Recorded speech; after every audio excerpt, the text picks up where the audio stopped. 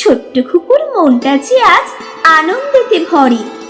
রথযাত্রা, রথের মেলা মাত্র কদিন পরে। রথটাকে সে ভালো করে সাজায় তাড়াতাড়ি।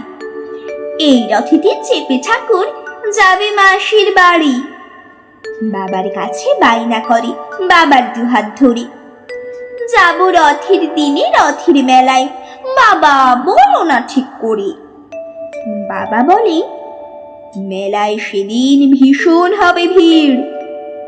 শুনবে না সে কোনো মতে, মেলায় সে যাবেই রথে, করেছে মনস্থির।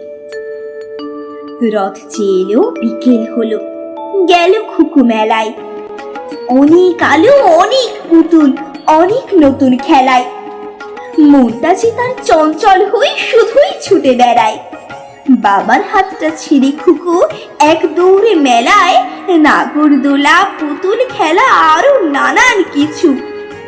খুকুর মন ছুটছে তাই তাদের পিছু পিছু।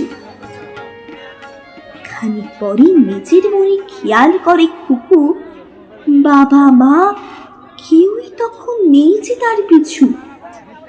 খুকুর তখন চোখ ছলছল, মুখটি হলো ভার।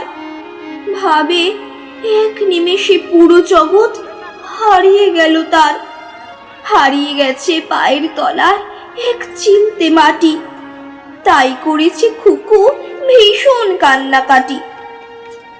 এমন সময় ভিড় থেকে এক চেনা মুখে নুকি আদর করে জড়িয়ে বলে, এই তো আমার খুকি। চাই না বাবা কোনো পুতুল, চাই না আমি কিছু। এবার থেকে থাকবো আমি তোমার পিছু পিছু। যেন লক্ষ্মী মেয়ের মতন আমি তোমার সাথে থাকি। সারা জীবন শক্ত করে এই হাতটা ধরে রাখি।